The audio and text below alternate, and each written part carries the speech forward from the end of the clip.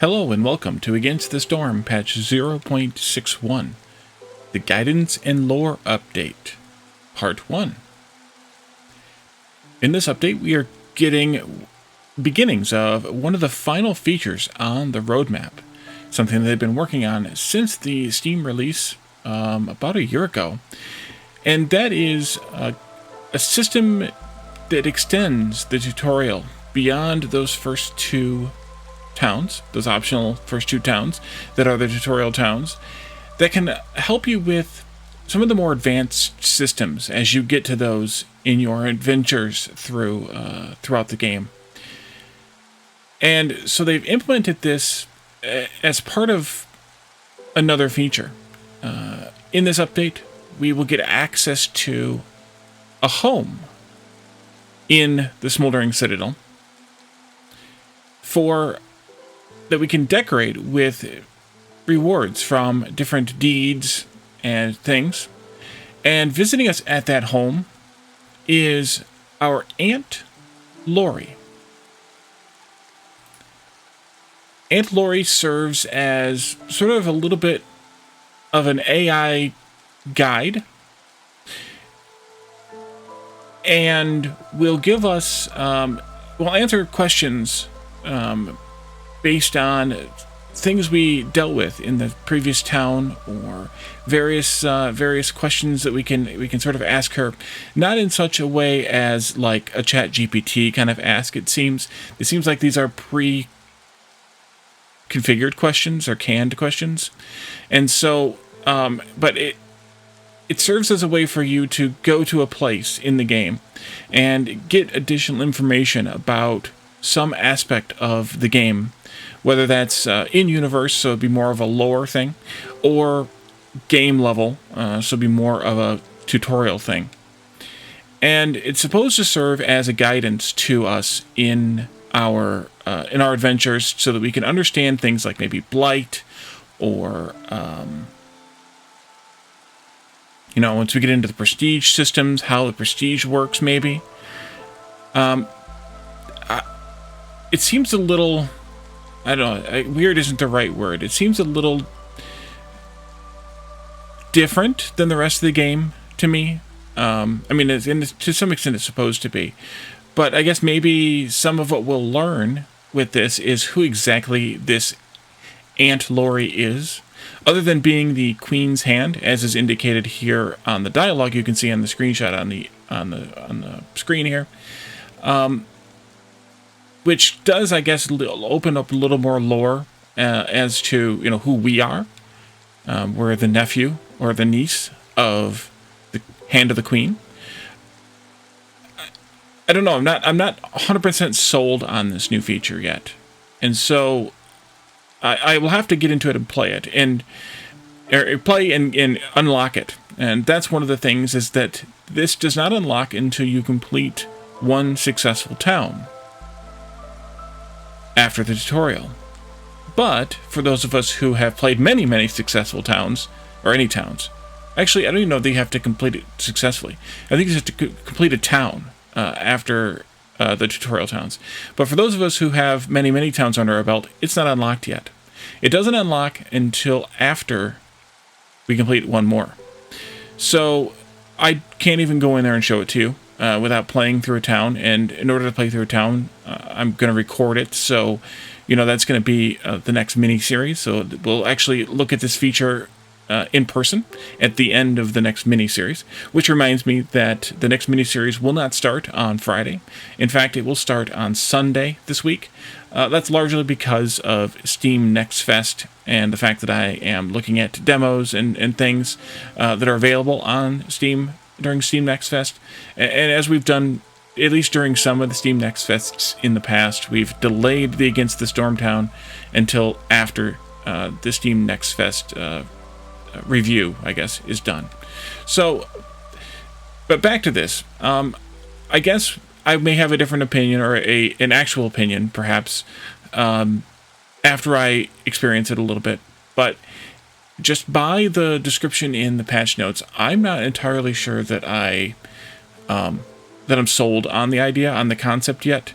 But you can see here that she kind of introduces herself and tells you that you're lucky to have gotten a house, because when she was a viceroy, apparently, viceroys, or at least when she was younger, viceroys did not get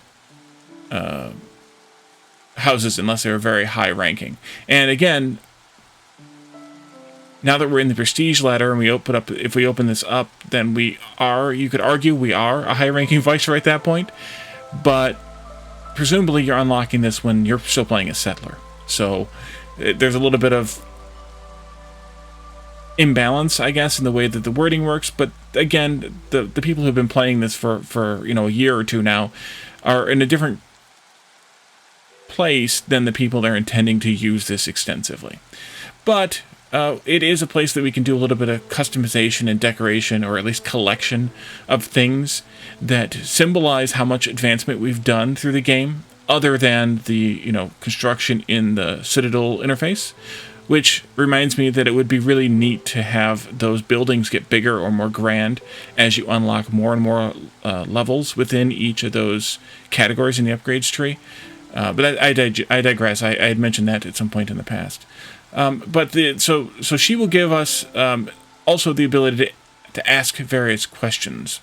And here's an example of one here where she talks to you about how trading works.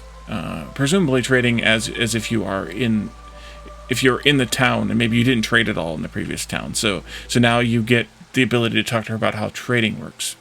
But it's never forced, as the patch notes say. You won't get a dialog box in the middle of the game, or while you're browsing the upgrades tree, or the deed screen, or any of that. You have to actually go into this particular feature. And this particular feature is accessed via clicking on one of the buildings, a new building in the Smoldering Citadel screen that is your home, or you can click the home button on the top bar, as we've done for the other features. So beyond that, this update doesn't have a whole lot of other things. And they talk about that also in the patch notes, that this is most of the updates that they have from now until 1.0 are going to be like this. They're going to be smaller updates that are really just a bunch of tweaks and polish and things like that, as we kind of get down that last stretch toward 1.0. And I fully expected that to be the case. They're nearly done with feature work and things like that, and it's more now about the final push to 1.0. And while they haven't announced a date yet, they do plan to announce a date soon-ish, TM. So we can keep an eye out for that soon-ish. But I would imagine that we might see 1.0. I would imagine we see it before Christmas. I would imagine.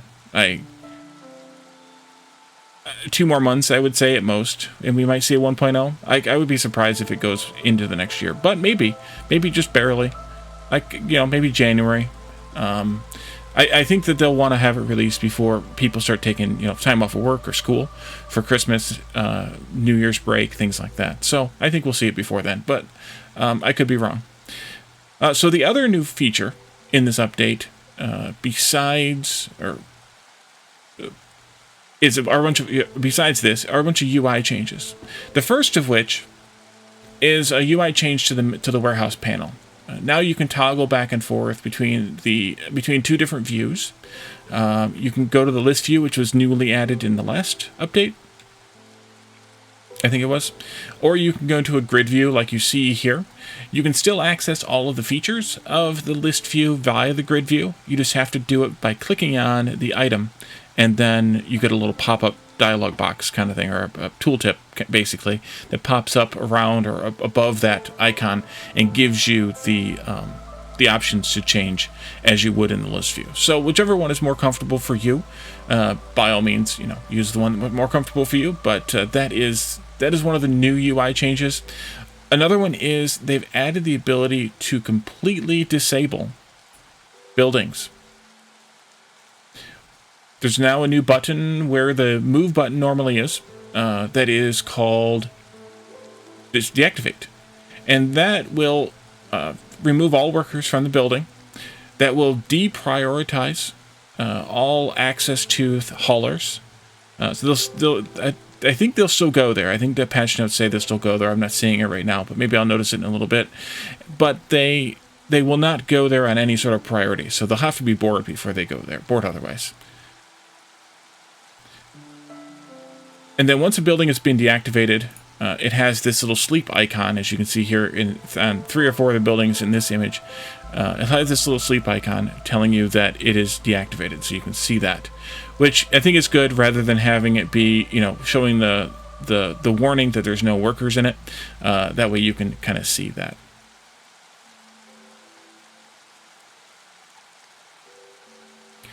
Other than that, there's been a few balance changes. The AI of haulers and hauling carts will prioritize fuller internal storages over emptier ones, but distance is still a significant factor. So they're not going to go all the way across the map just because the storage is nearly full. They're going to work on the closer buildings, but they're going to prioritize amongst those closer buildings based on the fullness of the output buffer. Or the output storage. They've swapped the pipes recipe and the training gear recipe between the smelter and the smithy. I don't really know why, other than that it was to avoid two similar configurations. Maybe it's because of the other recipes that are in one of the other of those buildings. And then, of course, the smelter's new recipe list also applies when it's the flawless smelter. They've removed and rebalanced a few forest mysteries.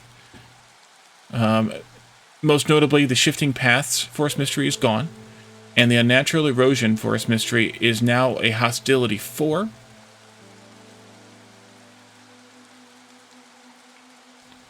Porridge is now available to take on your training and your expeditions, and you can also sell porridge in a trade route. Towns established in the Coral Forest and the Cursed Royal Woodlands will now sometimes request porridge. And also, towns built in the Royal Woodlands will now sometimes request leather in trade routes. They've added a new First Steps deed, and the old First Steps deed has been renamed to Third Time's a Charm. The new deed is what unlocks this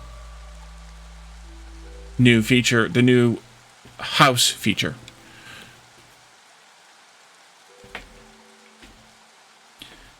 Another UI UX improvement is that you can now move buildings as long as they're unconstructed for free. If the workers have started delivering items to those buildings, those items will be sent back immediately to the warehouse, and they'll have to bring them again. If they've begun construction, construction will also be reset to 0. So if you place something and you're like, oh, I didn't want to place it there, I need to move that around for this reason or that, you can do it now, which is good.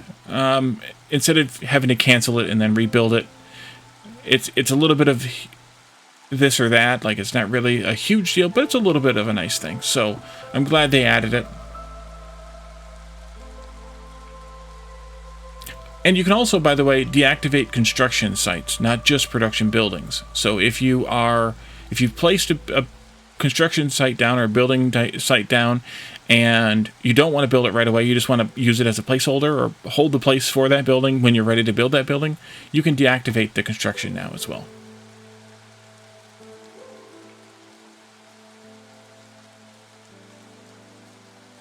Beyond that, it's a lot of wording changes, which again goes toward the polish. Some kind of rebalancing of a couple of more things, but really it's pretty light on that type of thing. And like they said, this is what we're going to see from this point forward mostly. So I think we should get used to these types of patch notes, but also I want to make sure that I still continue to do them for those of you who like to hear about it rather than read about it. I'm cautiously interested in this new feature. As has been in the past, I suspect there will be some iteration on it in the next update or two. And obviously there will be at least a part 2 to it, so we will see more. All of the interactions, by the way, that you might want are not in there yet. There's only some of them. So part 2 will definitely contain some more of the interactions, the questions, the prompts that she will offer you in your house. But we'll see what it looks like when we get to the end of the next town. So, as I said earlier, the next episode in the series will be starting on Sunday instead of Friday, as per usual. And that's just, again, because of Steam Next Fest. But keep an eye out for those episodes here on YouTube, and stop by during the premiere chat, or comment on the videos, and or stop into Discord and talk to me about the game there. I have a dedicated channel for it, so you can say speak to your heart's desire, and share any screenshots or anything else that you have. So thank you all for joining me, and I will see you all in the series. Bye for now.